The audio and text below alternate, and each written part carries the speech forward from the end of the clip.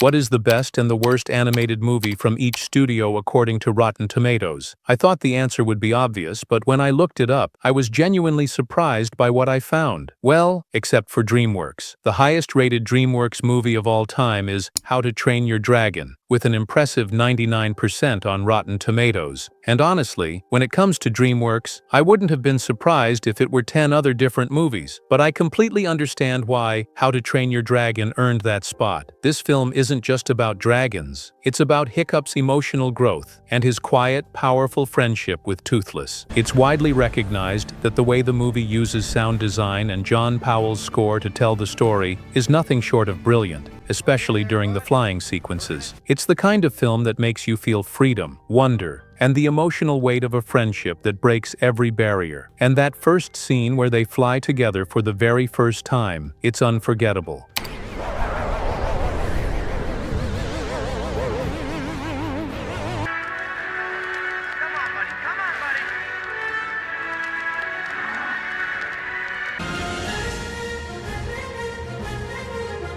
That scene alone already justifies its place as the best DreamWorks movie ever made. In contrast, the worst DreamWorks film is, without a doubt, Shark Tale. It holds a shameful 35% on Rotten Tomatoes. I remember the hype. An underwater mafia movie with Will Smith, Robert De Niro, and Martin Scorsese. On paper, it sounded like a guaranteed hit. But what we got instead was a dated comedy, packed with pop culture references that have aged terribly. The biggest issue lies in the character design and its deep dive into the uncanny valley. The fish are bizarre celebrity caricatures, which ends up feeling awkward, and at times, even unsettling. DreamWorks tried too hard to be cool and ended up being embarrassing, prioritizing star power over creating characters that actually worked visually. Look, I've been going over my markers. You're into me for $5,000. 5 G's, okay? 5 G's? Man, you tripping 5 Oh, yeah? G's. No, it's not a terrible movie, but it is the worst DreamWorks film because it represents a moment when the studio lost its identity, focusing on satire and celebrity casting instead of telling a story with heart. Despite the stacked cast, the film feels hollow, and honestly, it's just not funny.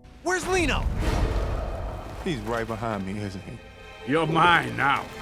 Next up, we have Pixar. The studio's highest-rated film is Toy Story 2, which holds a rare 100% on Rotten Tomatoes. And what makes that number so impressive isn't just the perfection. It's the fact that it has maintained that score despite an enormous volume of reviews, even surpassing the impact of the first film. This is one of those rare cases where the sequel deepens everything that already worked. The movie gains a whole new soul with the introduction of Jessie. Her arc, centered on the trauma of abandonment, brings a level of emotional maturity that Pixar was only beginning to explore at the time. And that moment when she shares her story, it's absolutely heartbreaking.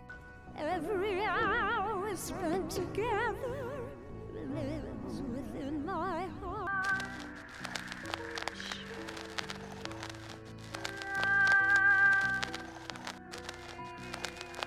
That sequence alone explains why the film is considered the studio's peak. It's impossible not to get emotional. On the other end of the spectrum, the story changes completely when we look at the bottom of the list. The lowest-rated Pixar film is Cars 2, with just 39% on Rotten Tomatoes. It's a rare misstep for a studio that has always placed storytelling at the center of everything it does. The biggest issue here was the change in direction. The movie traded the charm of racing and friendship for a global spy plot that feels more interested in selling toys than telling a meaningful story. Making Mater the main protagonist was a miscalculation. He works well as comic relief, but asking him to carry the entire film ends up being exhausting. My line of work is towing and salvaging. Right, and Mischief Wells is designing iPhone apps. No, I meant for real. The espionage twist is messy and strips away the emotional weight we expect from Pixar. If there's anything worth saving, it's the visuals, which are still impeccable, but the soul of the film is simply not there. It ends up feeling hollow, and in the end, it's just not funny. Spy you are! I'm not a spy. I've been trying to tell you that the whole time. I really am just a tow truck. Next, we have Sony Pictures Animation. The studio's highest-rated film is Spider-Man: Into the Spider-Verse, with an impressive 97% on Rotten Tomatoes. This is one of those rare cases where critics and audiences are in full agreement. The film is a masterpiece. Its revolutionary animation, blending 2D and 3D, created a visual style no one had ever seen before. It's vibrant, full of life, and packed with heart. At the complete opposite end of the spectrum, we have a total disaster. The Emoji Movie holds the title of Sony's worst-rated animated film, with a painful 6% on Rotten Tomatoes. And honestly, every bit of that score is earned. I tried to give it a fair chance, but it's hard to sit through. The movie doesn't feel like it was made to tell a story. It feels like a showcase for apps and brands. It's pure marketing disguised as cinema. Where am I? Candy Crush. The script is lazy, and the characters are completely hollow. The idea of turning emojis into the protagonists of an epic adventure was already questionable, but the execution somehow managed to be even worse. The movie gets lost in unfunny jokes and awkward situations that desperately try to feel relevant to a younger audience, and fail miserably. Yeah, I'm gonna work on the phone and I'm only 10. That's because I believe in you. Should we wash our hands? No. We're number 2.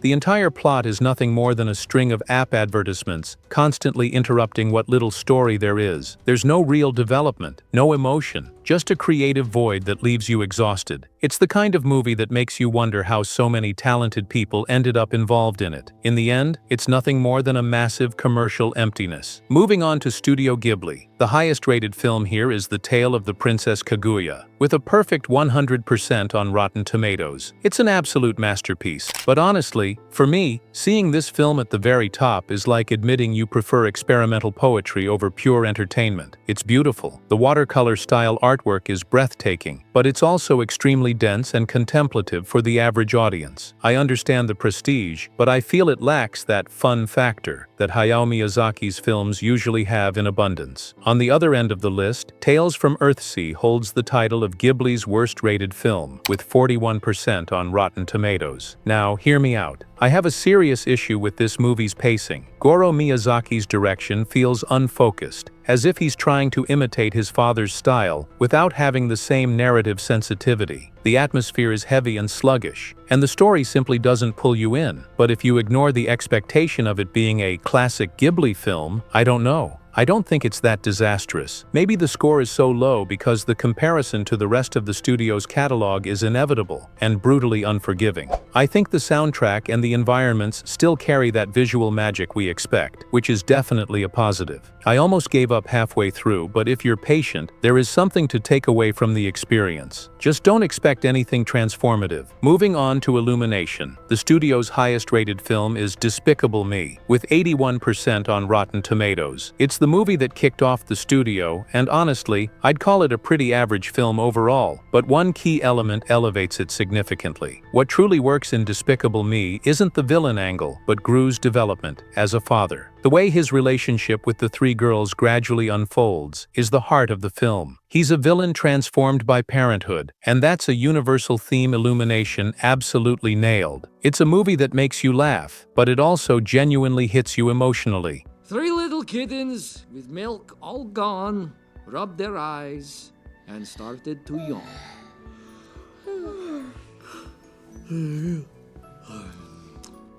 That emotional connection is what makes it the studio's best. On the other hand, Illumination's worst-rated film is Hop, with just 25% on Rotten Tomatoes, and here, the drop is brutal. Hop is a hybrid of animation and live action. And for me, it represents the studio at its absolute lowest point. The idea of a bunny who doesn't want to be the Easter bunny but dreams of becoming a rock drummer sounds fun on paper, but the execution is a complete mess. The movie is basically a string of unfunny jokes and forced situations, desperately trying to pass as a story. The script is lazy, and the characters are completely hollow. Junior the bunny is irritating, and the human character, played by James Marsden, behaves in a bizarre and unlikable way. The The plot gets lost in unnecessary subplots, like the warrior chicks, which add absolutely nothing to the main story. It's a film with no soul. I might not cut it delivering Easter baskets, but I might be great at something else.